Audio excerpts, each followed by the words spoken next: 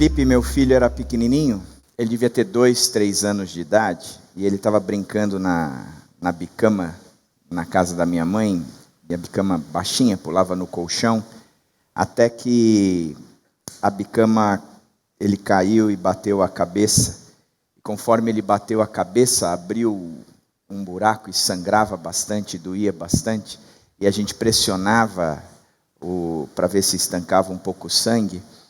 E a maneira como ele soube reagir a toda aquela dor e sofrimento foi dizer: a vida é dura, a vida é dura, a vida é dura. E aí eu olhava para o Felipe e falava: Felipe, a vida é dura, mas a cabeça também. Então a gente tem que aprender a lidar com essa situação. O fato é que a vida é dura, a vida é muito difícil, a vida não é fácil. Tanto não é fácil que o próprio Jesus Cristo nos alertou. Ele disse que no mundo nós passaríamos por aflições e que o que nós precisávamos era ter bom ânimo, porque ele já havia vencido o mundo. Mas a vida não é fácil.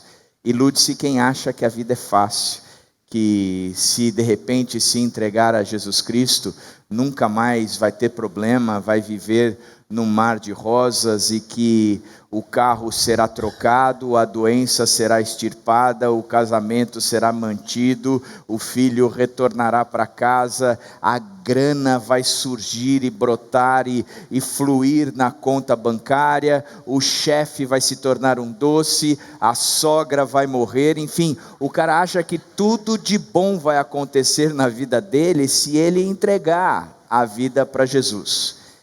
E o próprio Jesus tem dito que no mundo nós vamos passar por aflições. E se a gente for estudar a vida das pessoas que seguiram a Jesus Cristo na Bíblia, principalmente no Novo Testamento, você vai enxergar que a vida não foi fácil para esses caras. Pelo contrário, foram vidas muito, muito, muito difíceis. Por isso, a vida ela é dura. Ela é complicada e a gente não tem uma fórmula, uma vacina que nos isente de problemas, mesmo porque, além do próprio Jesus Cristo ter dito que no mundo nós vamos passar por aflições, o sábio Salomão em Eclesiastes disse que o tempo e o acaso vêm para todos. O tempo é algo que nos destrói. Meu pai está numa idade avançada, bem doentinho, e o que ele tem dito é: envelhecer é sacanagem. Porque o que eu penso e o que eu tenho visto é que o tempo, ele destrói, ele acaba, ele derruba. Da mesma forma como o acaso vem para todos nós. O desemprego, uma saúde complicada e assim por diante. Porque a vida é dura. A vida é difícil mesmo, um filho que se torna rebelde, que vai contra todos os nossos princípios, um desemprego de forma num momento onde no Brasil ninguém consegue emprego, e a gente bate o carro, a gente bate o pé, a gente sofre, e a vida é dura, a vida é dura. Mas o problema é que, conforme nós vamos vivendo, nós também vamos carregando peso, vamos colocando na mochila que carregamos alguns pesos extras que tornam a vida cada vez mais difíceis. Por isso que o autor de Hebreus, no capítulo 12, diz que nós temos que nos livrar de todo o peso e pecado que tenazmente nos assedia. Tenazmente eu gosto de traduzir da seguinte maneira: o que é tenaz? Tenaz é aquela cola, tenaz, a marca é tenaz. Então tenaz é o que está grudado em você, é aquilo que está vinculado, que está pegado em você, que está fixo em você. Isso é a ideia. Tem coisas que nós estamos carregando, e o autor de Hebreus diz que nós podemos nos livrar de todo este peso. Quais são os pesos que nós carregamos? Alguns tipos de pedra que colocamos na nossa mochila. Aí tem aí uma descrição delas: o excesso de trabalho, o cara que é workaholic, trabalha, chega de final de semana, o cara tem o tempo livre, mas ele vai e trabalha no tempo livre, à noite, vira à noite, o cara só pensa nisso, você vai conversar com ele, ele só está falando destes problemas.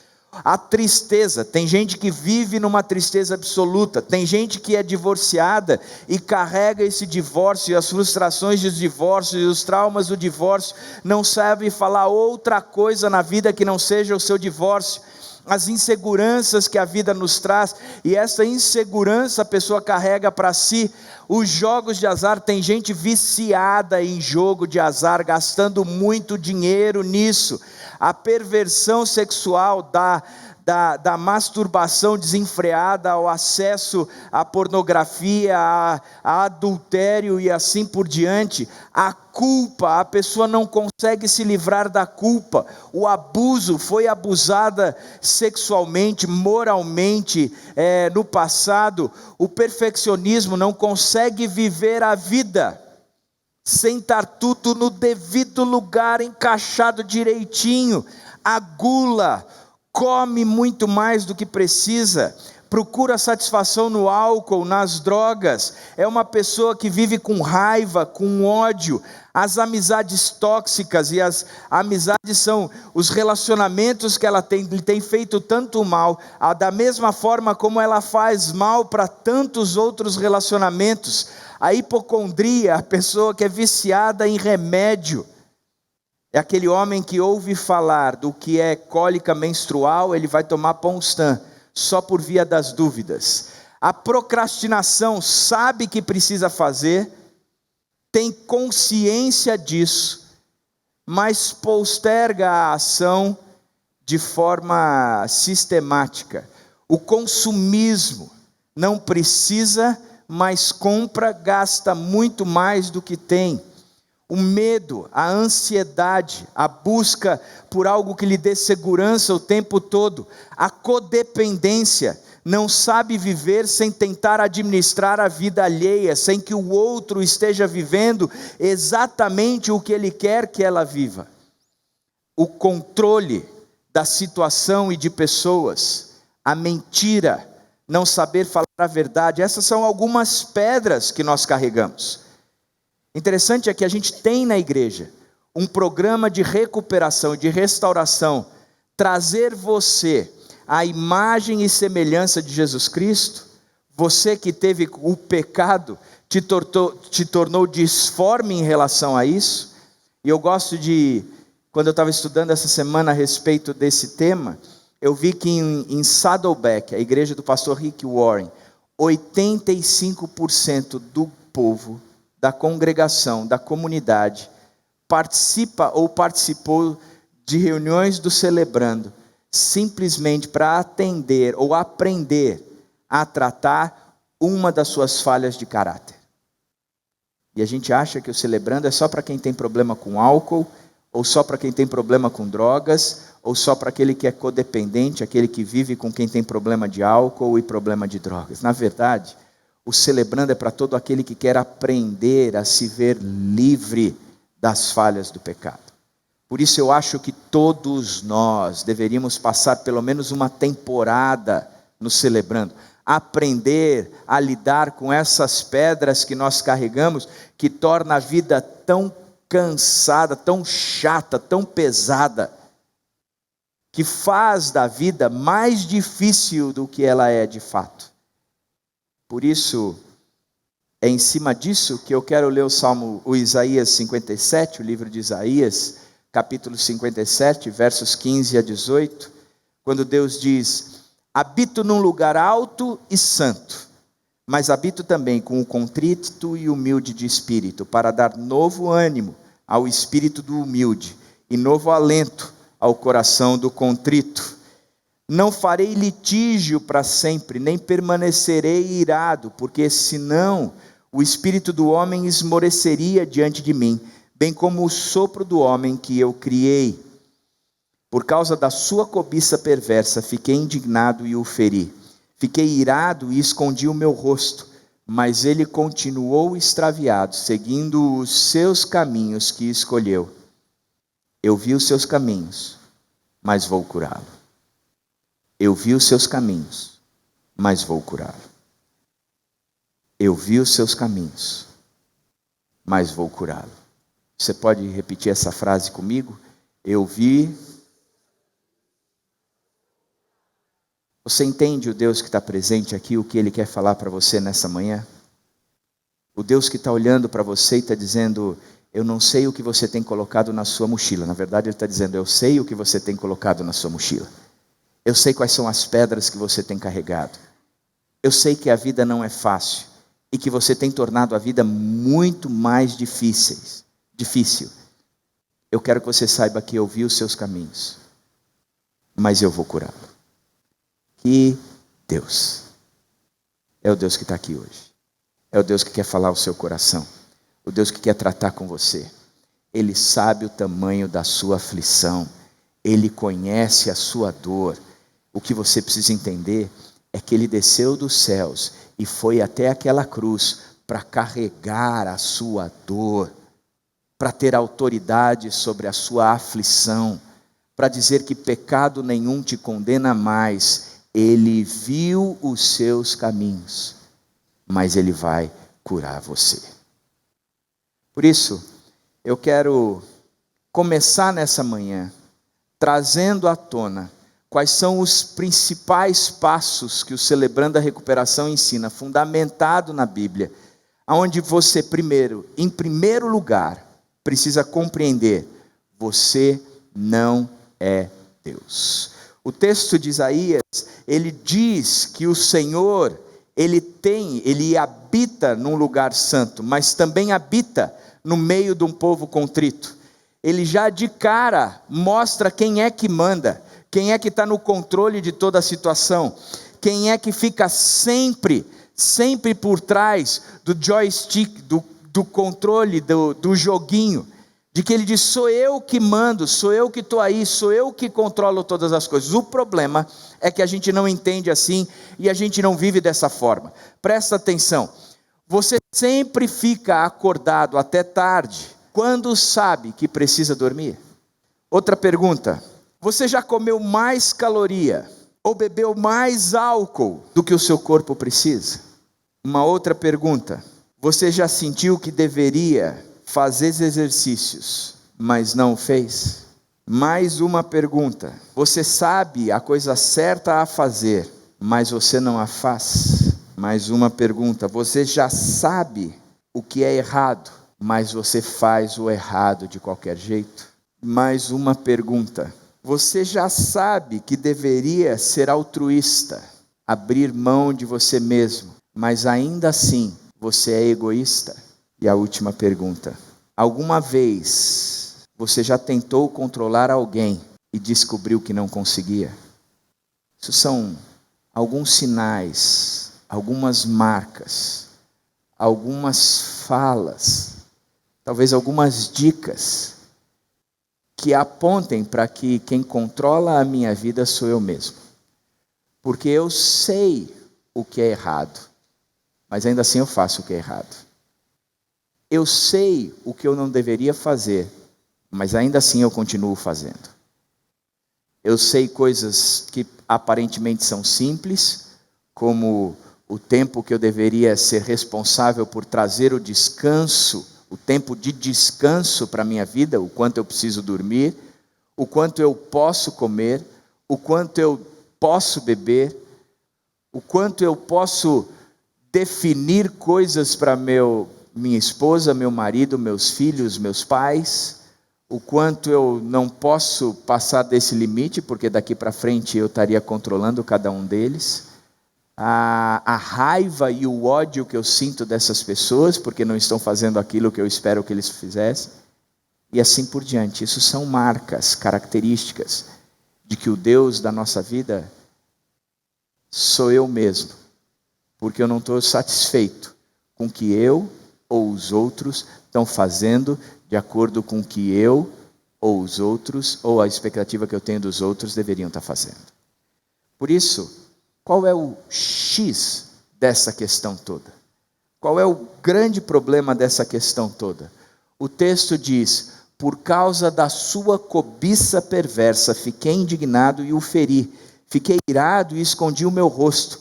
Mas ele continuou extraviado, seguindo os seus caminhos que escolheu. Eu vi os seus caminhos. Por causa da sua cobiça perversa, Deus chega dizendo: escuta, sabe qual é o X da questão? Sabe qual é o problema todo? Sabe aonde mora o perigo nessa sua história? Sabe o que afeta a nossa relação? Sabe que se você tivesse que colocar o problema naquilo que te incomoda de fato, naquilo que causa separação entre eu e você, naquilo que destrói a sua própria vida, o X dessa questão é a cobiça perversa que está instaurada no seu coração. Esta cobiça, e sabe o que é cobiça? É um desejo maldoso, um desejo por satisfação, algo que eu não tenho e quero, algo que eu não possuo e que nem é meu, mas eu desejo ter acima de qualquer coisa. Algo que eu olho para a minha vida e digo: eu não estou satisfeito com o que tenho, e o que tenho não traz a realização para o meu coração, por isso eu cobiço algo do que eu não tenho. Eu quero algo mais daquilo que não possuo. Eu quero essa cobiça perversa. O texto diz que não é uma cobiça qualquer, mas é uma cobiça perversa, maldosa. Interessante que quando você lê esse texto, eu também me lembro do texto de Tiago, quando ele diz: quando alguém for tentado, jamais deverá dizer: estou sendo tentado por Deus, pois Deus não pode ser tentado pelo mal, e a ninguém tenta. Cada um, porém, é tentado pelo próprio mau desejo, sendo por este arrastado e seduzido.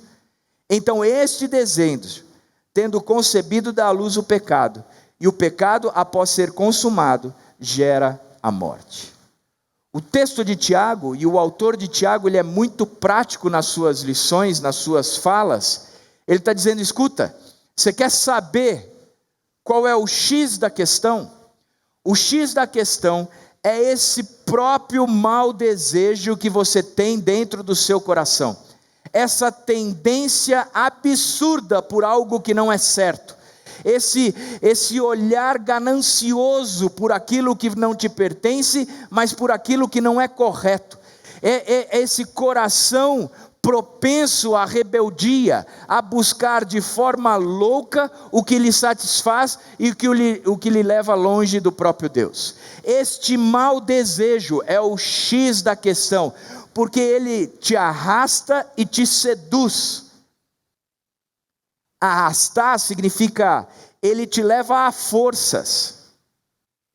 No meu grupo pequeno, uma das pessoas estava comentando que foi sentar na beira de um rio, a água veio e a levou. Só deu tempo dela levantar o celular e ainda assim mergulhar com o celular e tudo. E a água levou. Interessante isso. A Bíblia diz que esse mau desejo é como essa água forte que vem no rio e te leva. Ela te arrasta do lugar sólido. Ela te arrasta do lugar firme. Ela te arrasta da onde você está seguro. da casa firmada te arrasta. O que te leva não é o que está fora. O que te leva é o que está dentro. É o teu coração. É esse coração que carrega esse mau desejo. Ele te arrasta e ele te seduz. Ele vem com a lábia, dizendo que é bom, que vale a pena, que não é grande mal, que é melhor do que o resultado negativo. Ele te seduz. E o texto de Tiago é tão forte que ele diz: então esse desejo, tendo concebido, aí ele dá a luz ao pecado. E o pecado, após ter sido consumado, ele gera a morte. Então saiba de uma coisa: todo pecado gera morte. Todo pecado gera morte. Tem dito para muita gente que tem adulterado e tenta mascarar o adultério, dizendo coisas como: bom, eu sou refém da situação, eu sofri ou pratiquei isso por causa de que a minha esposa não me dava atenção, o meu marido não me sustentava naquilo que eu precisava, o meu casamento já tinha terminado, então por causa disso eu adulterei, eu errei, mas eu errei por conta de... Eu falo, você ainda não entendeu o que a Bíblia diz. A Bíblia diz que o adultério é como quem desce à sepultura. Em outras palavras, o adultério, ele é fruto desse teu mau desejo, que está aí no seu coração. Este mau desejo, ele te arrasta e seduz, dá a luz ao pecado, e o pecado consumado, ele traz a morte à sua vida. O problema não é o que fizeram com você, o problema é o que você fez àquilo que estava no seu coração perverso.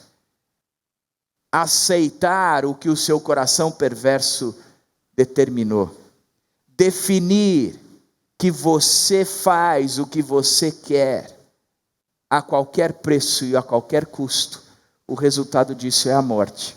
E aí você começa a entender o porquê Jesus Cristo veio até nós. Ele veio simplesmente para morrer, para ter na mão a vitória sobre a morte, porque ao terceiro dia, quando ele ressuscitou, a morte já não tinha mais vitória.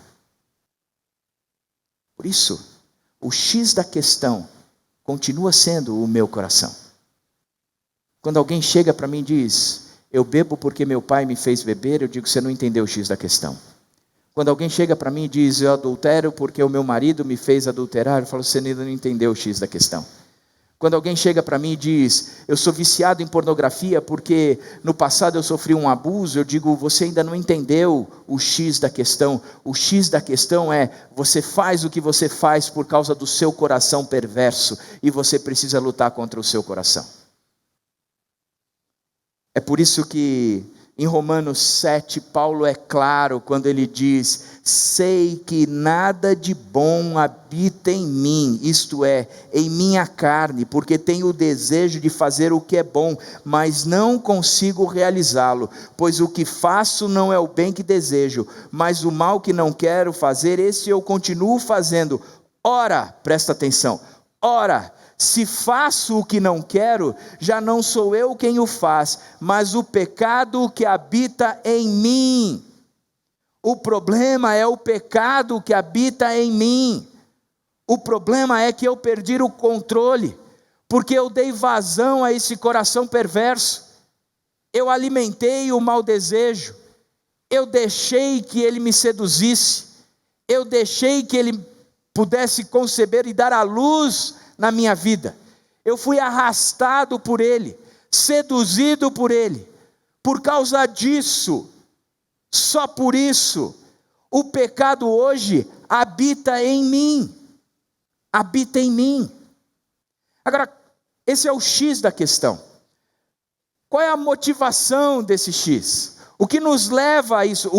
O que promove tudo isso? O texto de Isaías é claro: por causa da sua cobiça perversa, fiquei indignado e o feri. Fiquei irado e escondi o meu rosto, mas ele continuou extraviado, seguindo os caminhos que escolheu. Seguindo os caminhos que escolheu. Continua sendo algo que está dentro de nós. Veja bem como o texto diz: por causa da sua cobiça perversa, seguindo os caminhos que escolheu. Qual é a sua motivação? A motivação continua: seguir os caminhos que eu escolhi. É uma opção de excluir Deus. É a opção de trazer eu para a minha própria vida. De entronizar o eu como o Deus da minha vida. De seguir a orientação do meu coração perverso. De adorar, honrar, louvar e proclamar o meu coração perverso. Interessante é que isso leva a algumas coisas. Primeiro, eu tento controlar a minha própria imagem, e essa é a minha motivação. Você quer controlar o que as outras pessoas pensam de você. Você não quer que as outras pessoas realmente saibam como você é. Jogamos jogos, usamos máscaras, fingimos. Queremos que as pessoas vejam certos lados de nós e escondamos outras partes. Negamos nossas fraquezas e negamos os nossos sentimentos. Eu não estou zangado. Eu não estou preocupado. Eu não estou com medo. Nós não queremos que as pessoas vejam o verdadeiro eu, porque tenho medo de dizer quem eu sou. Eu tenho medo de tirar a minha máscara. Eu tenho medo de me apresentar como verdadeiramente eu sou. E a resposta é: se eu te disser quem realmente eu sou e você não gostar, é duro para mim, porque eu sou tudo o que tenho. Então tentamos nos esconder e tentamos controlar a nossa imagem. Qual é a motivação? Continua sendo mascarar quem eu sou realmente. E eu preciso vender uma imagem daquilo que eu não sou. Como nós fazemos isso? Como nós tentamos apresentar tudo isso? Como nós fingimos quem nós somos? Segunda motivação é que eu tento controlar outras pessoas. Nós vemos claramente os pais tentando controlar as crianças. Crianças tentam controlar os pais. As esposas tentam controlar os maridos. Eu vou ler de novo essa frase para ver se cai no coração. Senhor, abre os ouvidos de quem precisa ser aberto agora, em nome de Jesus. As esposas tentam controlar os maridos. Posso ouvir um amém? Eu posso ouvir um amém ou não vai falar amém? Os maridos tentam controlar a esposa. As pessoas... E é o que a gente tenta, viu? Tenta e tenta mesmo. As pessoas tentam controlar outras pessoas. A política de escritório em seu escritório. Os países tentam controlar outros países. Usamos muitas ferramentas para manipular uns aos outros. E ultimamente o que eu mais tenho visto é gente manipulando gente, usando ferramentas sórdidas, espiritualizando ações para obter os resultados que quer em relação a outras pessoas. Alguns usam o silêncio para controlar. Eu não vou falar nada, eu vou ficar sem conversar com você. E uma das coisas que eu acho absurda é um marido e uma mulher passar meses, semanas, dias, meses sem falar um com o outro, vivendo no mesmo quarto, muitas vezes dormindo na mesma cama, mas usam o silêncio para controlar. Da mesma forma como a raiva, o ódio, nós tentamos controlar as pessoas o tempo todo. Por quê? Porque essa é a motivação do X. Eu sou Deus. Porque eu sou Deus, as pessoas precisam estar debaixo do meu controle. Precisam fazer o que eu quero que elas façam. Terceira motivação do X é que eu tento controlar as situações. Nós tentamos controlar os problemas, os nossos problemas, e nós somos bons nisso. Eu posso lidar com isso, isso realmente não é um problema. Eu posso lidar com isso, eu estou bem. Eu não preciso de ajuda, eu certamente não preciso de conselho, eu posso parar a qualquer momento, eu mesmo vou consertar isso, e a questão é que quanto mais você tenta corrigir, pior o problema se torna, porque você continua tentando controlar a situação. E a última e talvez a mais triste de todas, é que eu tento controlar a minha dor. Nós tentamos controlar a nossa dor. Você já pensou quanto tempo você gasta correndo da dor? Tentando evitá-la, negá-la, escapar dela, reduzi-la, adiá-la. As pessoas tentam adiá-la de muitas maneiras diferentes. Às vezes tentamos adiar nossa dor comendo ou não comendo. Às vezes nós tentamos adiar nossa dor ficando bêbado, ou fumando, ou tomando drogas. Às vezes tentamos aliviar a nossa dor entrando e saindo de relacionamento. Este próximo relacionamento é o que eu realmente preciso para me sentir realmente inteiro e significativo.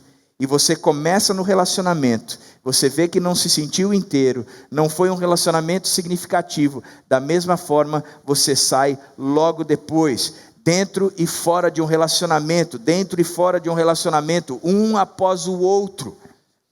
Ou você desenvolve algum tipo de hábito compulsivo para tentar controlar a sua dor. Da mesma forma hoje, como essa nova geração pula fora de emprego, porque não consegue estar debaixo de uma autoridade, porque precisa controlar o tempo todo. Eu vou sair daqui porque eu não estou satisfeito. Mas por que você não está satisfeito? Você não ganha bem? Ganho bem. Você faz o que você gosta? Eu faço o que eu gosto. Mas simplesmente acabou o meu tempo aqui, eu vou tentar novas coisas. Cara, a vida é dura, é engolir sapo. A vida não é fácil. Eu tenho dito para os homens que casamento é para macho. Casamento é para macho, não se pula para fora de casamento. A vida é dura. Por isso você querer controlar a sua dor é louco. Você vai acabar criando algum tipo de comportamento compulsivo. Ou você se torna abusivo e fica com raiva de outras pessoas, ou você se torna um crítico. O julgamento para esconder a sua dor, que nada mais é do que o desvio da razão primária. Eu gosto de julgar os outros porque eu não gosto de ser julgado. Eu gosto de julgar os outros porque eu prefiro que os outros sejam o foco, o centro das atenções, porque se olharem para mim, me julgarão. É mais fácil apontar o erro, olhar o cisco no olho do outro, do que a trave no meu próprio olho. Ou você fica deprimido, e há muitas e muitas maneiras que tentamos controlar a nossa dor. Muitas e muitas maneiras. Essa é a motivação do X. Eu faço tudo isso eu faço, porque eu continuo querendo estar no controle de todas as coisas. Agora, qual é o resultado de tudo isso nas nossas vidas? O que é que a gente colhe com tudo isso? O texto de Isaías, ele diz o seguinte: não farei litígio para sempre, nem permanecerei irado. Deus diz, eu não vou ficar brigando com você para sempre. Eu não vou ficar discutindo com você para sempre. Olha que isso é legal. Se o próprio Deus está dizendo isso, a gente deveria aplicar isso na nossa vida. O ficar brigando eternamente deveria ser um padrão que nós temos que tirar. Não dá para ser uma família que a gente briga o tempo todo. Para com briga. Porque o próprio Deus parou com o litígio, parou com a discussão, parou com Não, eu não vou ficar fazendo isso para sempre. O espírito do homem esmoreceria diante de mim, como o sopro do homem que eu criei. Olha o que o homem traz para si, porque está em litígio com Deus o tempo todo. Ele diz, você vai trazer um cansaço absurdo, uma fadiga de tal tamanho, que parece que o seu espírito vai acabar dentro de você. Da mesma forma como a vida que foi lhe soprada, parece que você a perde entre os dedos. Interessante de pensar nisso. Como pastor eu lido com pessoas. E a matéria-prima do meu trabalho é a dor. Isso eu tenho dito sempre. Ninguém procura um pastor porque está tudo bem. Pastor, eu quero marcar um horário com o senhor. Tá bom. Vamos conversar? Vamos. O que você queria dizer? Minha vida é ótima. Minha vida é excelente. Mas você me procurou para falar o quê? Eu procurei para te dizer, cara, que a minha vida é muito boa. Eu vim aqui dar um pulo de alegria. Uou! Nunca vi isso. Nunca. O pessoal me procura para apresentar a sua dor. Esse é o meu trabalho. É o que eu gosto de fazer. É o que Deus me trouxe aqui para ser feito. Então, a dor é algo que está inerente ao homem. E a gente está aí com essa dor o tempo todo, carregando essa dor o tempo todo. Porque essa é a matéria-prima da gente. O homem tem essa marca. E o que eu tenho percebido nesses meus atendimentos todos, é como mesmo aqueles que entregaram muitas vezes a sua vida para Jesus, essas pessoas têm carregado tanta dor pela falta da centralização de Jesus na própria vida. Pessoas amargas, pessoas tristes, deprimidas, sem vida, que só abre a boca e a boca é um túmulo, é só desgraça, morte, morte e morte. É como conversar com um boneco, você é inerte, não tem nada que produza algo bom. Eu fico pensando, como é que funciona isso? Porque se a gente conhece a Jesus Cristo, diz que no nosso interior fluirão rios de água viva. Significa que o fluxo que vem de dentro de Deus na nossa vida é vida. É vida. E no mundo nós estamos passando por aflições, mas nós podemos ter bom ânimo, porque Ele venceu o mundo. E apesar da casa cair, apesar da crise surgir, apesar de toda a polícia entrar em greve, apesar de tudo isso, eu continuo tendo bom ânimo, cheio de esperança, porque eu sei quem tenho crido. E eu sei que Ele é poderoso para guardar o meu tesouro até o dia final. Não são as circunstâncias que regem a minha vida. Vai além disso. O problema é que quem não vive assim, a vida mesmo escorre pelas mãos. E você vê o que o espírito do homem esmoreceria diante de mim, bem como o sopro do homem que eu criei também esmoreceria. Acabaria a vida. Acabaria a vida. É interessante que o resultado do X tem marcas claras daqueles que são literalmente mortos-vivos. Hoje a coisa mais em moda que existe é zumbis. Na verdade, você liga a televisão, só tem zumbi. Eu não aguento mais. Hoje começa, acho que a nova temporada de Walking Dead. Meus filhos estão falando isso há não sei quanto tempo. Um monte de gente vai dormir em casa porque começa o Walking Dead. Eu falei, cara, mas o cara já está morto. Para que você vai lidar com isso? A coisa é tão chata de Walking Dead que a história não vira mais e não vive mais em cima dos zumbis. Os zumbis são os coadjuvantes na história. Porque um morto-vivo não faz nada. Não tem significado, é morto. Agora, o resultado de tudo isso, o primeiro é o medo. Pessoas que carregam um medo absurdo. Presta atenção, Gênesis 3:10. E ele respondeu: ouvi teus passos no jardim e fiquei com medo, porque estava nu, por isso me escondi. Deus se relacionava com o homem o tempo todo, e o homem tinha liberdade de chegar na presença de Deus e conversar com Deus e dizer o que estava fazendo. O homem estava seguro, porque quem estava no controle era Deus.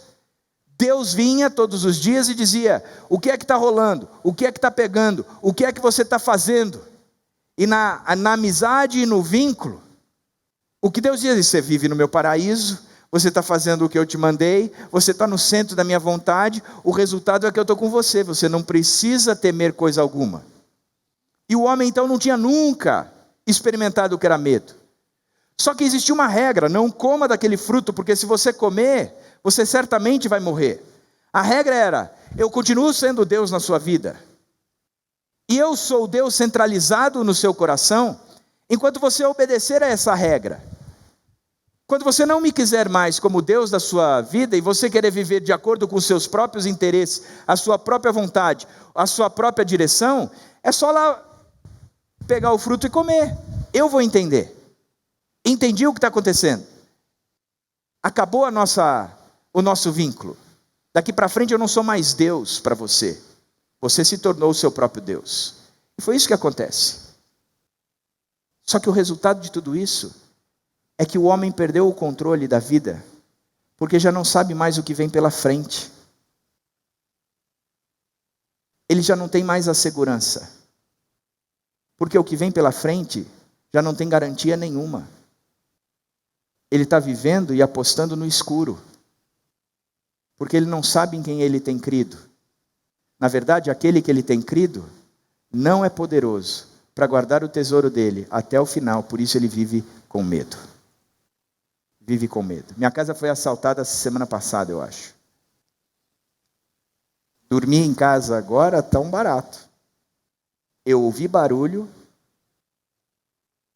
Pedrinho disse que estava dormindo esses dias em casa à tarde e o rapaz estava instalando câmeras. A Dani saiu e não avisou o Pedro que tinha um rapaz instalando câmera. O Kiko estava lá instalando câmera. Ele ouviu o barulho na sala, disse que ele pegou um objeto e foi para a sala. Porque não sabe o que está lá. É medo. É medo. É medo. O medo é fruto da gente não saber o que vem pela frente. E por que Adão não tinha medo? Porque ele não sabia o que vinha pela frente. Mas ele sabia quem estava com ele. Por isso que Davi, no Salmo 23, disse: ainda que eu ande pelo vale da sombra da morte, eu não terei medo de coisa alguma, porque eu sei quem está comigo. A tua vara e o teu cajado me consolam. Quando a gente exclui Deus da nossa vida e se coloca no lugar de Deus, a gente vive medo. Segundo o resultado, é uma frustração. Romanos 7, 18 e 19 diz: pois o que eu faço não é o bem que desejo, mas o mal que não quero fazer, este eu continuo fazendo. Ora, se faço o que não quero, já não sou eu quem faz, mas o pecado que habita em mim. É frustração. Eu gosto muito do que o Zé Roberto, quando ele dá testemunho a respeito da vida dele no passado, quando ele tinha total dependência do álcool, que ele dizia: eu prometi para mim mesmo centenas, se não milhares de vezes, que aquele teria sido o último trago, o último porre que tomei na vida. E quando prometi de forma sincera, honesta. Esta é a última vez que fiz isso. O problema é que quando a gente continua no centro da nossa vida, a gente pode até nos enganar, crendo que somos capazes o suficiente de parar quando a gente quer parar, e a gente diz para si mesmo, dizendo: essa é a última vez, essa é a última vez. Só que vem uma frustração tremenda, porque a gente sabe que é vencido por isso. A gente não consegue. Eu não consigo trazer o resultado. Eu fico lutando com a frustração de aquilo que eu quero fazer versus aquilo que eu estou fazendo de fato. E aquilo que eu não quero fazer versus é isso que eu estou fazendo de fato. É frustrante. A terceira característica é que existe um cansaço. Salmo 32, 3 e 4. Enquanto eu mantinha escondidos os meus pecados, o meu corpo definhava de tanto gemer, pois dia e noite a tua mão pesava sobre mim. Olha só, minhas forças foram se esgotando, como em tempo de seca. É como se acabasse a água da minha vida. Já não tem mais água. Eu estou entrando em tempo de seca. Acabou. Estou cansado. Por isso que o convite de Jesus é: vinde a mim todos vocês que estão cansados e sobrecarregados, porque eu vos aliviarei. Interessante é que a gente é tão egoísta e continua trazendo para nós o problema como se o problema fosse externo, que a gente sempre pensa que ir para Deus, trocar o fardo, é trocar um fardo circunstancial. Deus vai mudar as circunstâncias da minha vida. Mas o que Jesus quer mudar é o fardo que está no meu coração, que sou eu mesmo. Eu costumo dizer que Jesus me salvou de mim mesmo, porque eu era o centro do meu problema. O meu coração perverso e corrompido precisa de salvação. E Jesus me salvou de mim mesmo e trouxe para si. E esse cansaço é tirado. O quarto resultado é, sem dúvida nenhuma, o fracasso. Provérbios 28:13. Quem esconde os seus pecados não prospera, mas quem os confessa e os abandona encontra misericórdia. Como um abismo chama outro abismo. Como permanecer no pecado, na falha de caráter, nas compulsões, nos vícios. Eles vão chamando uma coisa a outra a outra. Quantas pessoas a gente não conhece que o casamento terminou porque o sujeito era viciado em pornografia? Quantas pessoas a gente não conhece que perderam o emprego por causa do alcoolismo? Quantas mulheres viveram mentiras para os seus maridos e quando isso veio à tona, elas perderam totalmente a relação? Quantas mães controlando os seus filhos, querendo trazê-los como quem dirige um carro, perde o filho, fracassa, porque continua trazendo para si toda a responsabilidade. Por isso, a gente lê aqui o que a Bíblia apresenta e o resultado final é que só há uma solução para tudo isso. E qual é a solução? É quando o próprio Jesus chega e diz: eu habito num lugar alto e santo, mas habito também com o contrito e humilde de espírito, para dar novo ânimo ao espírito do humilde e novo alento ao coração do contrito. Deus diz: eu sou todo poderoso, eu continuo sendo Deus, mas eu digo mais, apesar de ser tudo isso, eu habito com aquele que é contrito e humilde de espírito. Aquele que está com o coração destruído. Aquele que chegou no fundo do poço. Aquele que deitou com os arreios. Aquele que reconheceu a incapacidade de resolver os seus problemas. Aquele que reconheceu que tentou viver por conta própria durante anos. Aquele que tem regido e reconhece que tem regido a sua vida de acordo com a sua própria vontade. Aquele que nunca entregou de fato o coração para Jesus e disse: daqui para frente eu vou fazer a qualquer custo o que o Senhor mandar. Daqui para frente a tua palavra, a Bíblia, será o meu guia. Daqui para frente o que tiver escrito naquele livro será lei para mim e eu vou viver dessa forma. E que o teu Espírito me ajude a assim viver. Por isso, eu preciso dar 3 passos aqui para solucionar tudo isso. O primeiro deles é admitir que você não pode mudar o seu passado. O passado está aí cheio de coisas que você fez, coisas que fizeram com você, coisas que você carrega, coisas que você colocou na mochila, coisas que colocaram na sua mochila, está aí e você está carregando tudo isso, você não tem como mudar o passado. E o passado machuca, o passado traz marcas, o passado traz consequências, mas não dá para mudar o passado. Por isso que algumas vezes eu tenho crise com aqueles que são dependentes de análises, de terapia, que ficam olhando o passado e o passado e o passado e ficam na paralisação da análise. Eu olho para o passado e chego à conclusão que eu sou o que sou, porque colocaram essas pedras na minha mochila, porque eu coloquei essas pedras na minha mochila. Tudo bem, isso aconteceu, e aí? O que você vai ficar fazendo? Carregando essa mochila eternamente? Eu lembro que quando eu estava na 8ª série, na escola que eu estudei, a formatura tinha toda a colação de grau e aquela coisa toda, mas tinha uma festa de formatura que a gente fazia para os pais, e os pais iam, e sempre a gente cantava.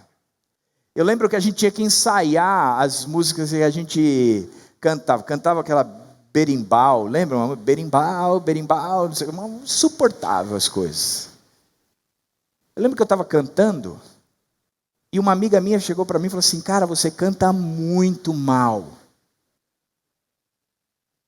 Foi uma pedra colocada na minha mochila que eu carreguei durante anos. Graças a Deus eu vou cantar daqui a pouco, só para vocês verem que eu desfiz essa pedra. Estão rindo? Me aguarde. Interessante isso. São coisas que me foram postas no passado. O que eu vou fazer com isso? Carregar até a minha sepultura e dizer: não precisa enterrar porque eu já estou cheio de pedra aí atrás? Segunda coisa, admita que você não pode controlar o outro. Não pode. Uma das coisas que eu tenho aprendido é que eu não controlo a minha esposa. Eu não controlo os meus filhos. E um dos textos mais bacanas que eu vejo na Bíblia é o de Malaquias, o último parágrafo do Velho Testamento, a última profecia dada por nós antes da revelação de Jesus Cristo, de Cristo ter vindo ao nosso meio.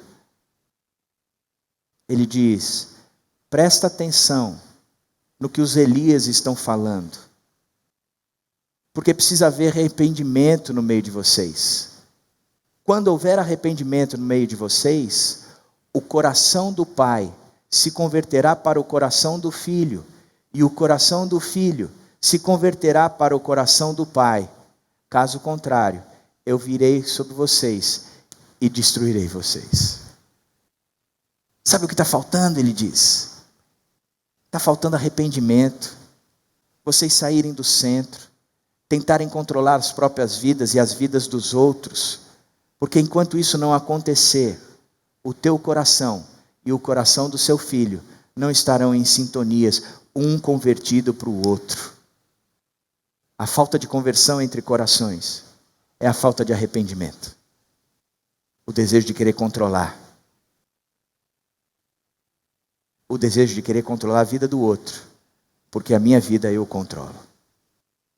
Admita que você não pode controlar o outro. Entrega o outro para Deus. É o teu filho? Entrega para Deus. É o teu cônjuge? Entrega para Deus. São os teus pais? Entrega para Deus. É aquela pessoa que te abusou? Entrega para Deus. É um relacionamento destruído que você causou? Entrega para Deus. Alguém te machucou? Entrega para Deus. Admita que você não pode controlar os outros. E por fim, admita que você não consegue vencer os hábitos, os comportamentos e as ações não saudáveis da sua vida. Admita: eu não consigo, Deus, vencer a mentira. Eu não consigo, Deus, vencer a pornografia. Eu não consigo, Deus, vencer a masturbação. Eu não consigo, Deus, vencer a procrastinação. Eu não consigo, Deus, é maior do que eu perdoar aquela pessoa. Deus, eu não consigo pedir perdão para aquela outra pessoa. Isso é maior do que eu não consigo. Isso está me destruindo, mas eu não consigo. Eu não consigo viver a frustração e a raiva do meu casamento destruído e de viver um divórcio. Eu não consigo, e o Senhor precisa trabalhar isso no meu coração. Eu já tentei de todas as formas, eu não consigo. Eu não consigo largar o álcool, eu não consigo largar a droga, eu não consigo parar de comer ou comer o suficiente, eu não consigo entender que eu preciso cuidar da minha saúde de forma integral, por isso eu preciso ter até cuidado na hora que eu durmo. Eu não consigo entender que eu preciso fazer exercício, Deus. Eu sou vencido por essas coisas. E eu preciso admitir que estes hábitos, esses comportamentos, essas ações, elas não são saudáveis. E eu preciso Eu preciso do Senhor. O passo é admitir: eu não consigo. Eu não consigo. E enquanto você não entender isso, e enquanto você não admitir isso, enquanto você carregar no seu coração um fio de esperança, que você consegue, que você pode, você vai continuar escravo desse coração morto, perverso. E qual é a salvação do X? Deus diz: eu vi os seus caminhos, mas eu vou curá-los. Eu vi os seus caminhos. E Deus não está falando eu vi o seu caminho. Deus pluralizou a coisa. Deus também não está dizendo que ele escutou de alguém. Que o diabo, o nosso grande acusador, foi lá dizer: está vendo, Deus? O senhor está vendo a Dani? Ela não cuida do marido dela como ela deveria cuidar. Vai, Deus, pesa a mão. Interessante isso. Deus não disse que foi uma outra pessoa. Ele disse: eu vi. Eu vi. Eu amo a história de Moisés. Quando eu chegar na eternidade, o personagem bíblico que eu vou ficar encarando sem saber o que falar vai ser Moisés. Para Davi eu vou dizer: você foi burro, cara. Para Pedro eu vou dizer: meu, você foi muito grosso. Para João eu vou dizer: você era muito frufru. Para Moisés eu vou chegar, olhar para ele e vou dizer: cara, porque eu admiro muito Moisés. Admiro muito Moisés. Só que uma das coisas que eu tenho aprendido é que Moisés foi o cara que foi, mas nada tem a ver com Moisés.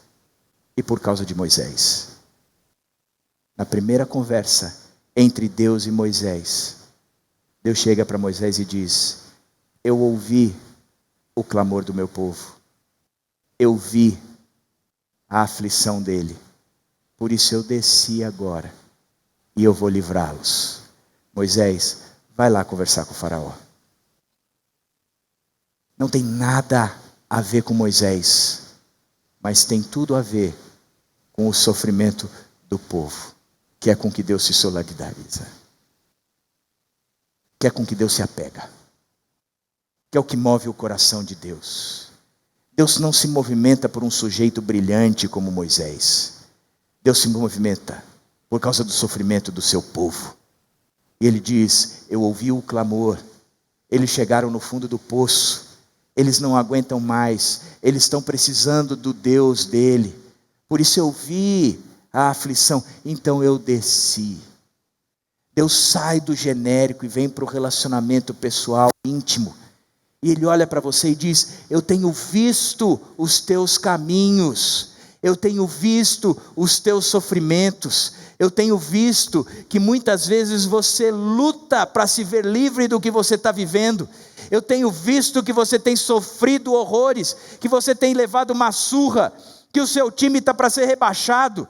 Eu tenho visto que você não consegue nada, mas eu vou curá-lo. Eu vou curá-lo. Sou eu quem trago a cura, porque sou eu a cura.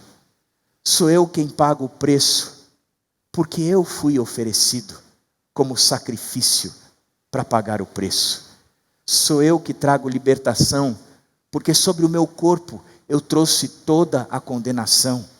Sou eu que trago a redenção, o custear da dívida, porque o meu sangue foi derramado e uma nova aliança foi estabelecida. Você pode ter certeza que eu ouvi, eu vi, e agora eu vim curá-los, porque eu vou fazer esse movimento.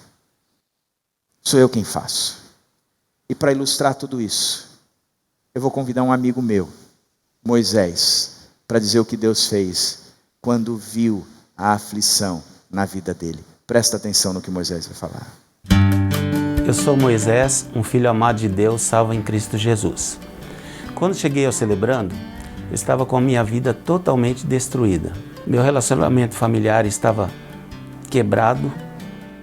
Eu achei que não tinha solução para a minha vida. Mas logo na primeira reunião que cheguei, fui abraçado pelos irmãos e senti que Deus tinha algo para fazer em minha vida naquele lugar.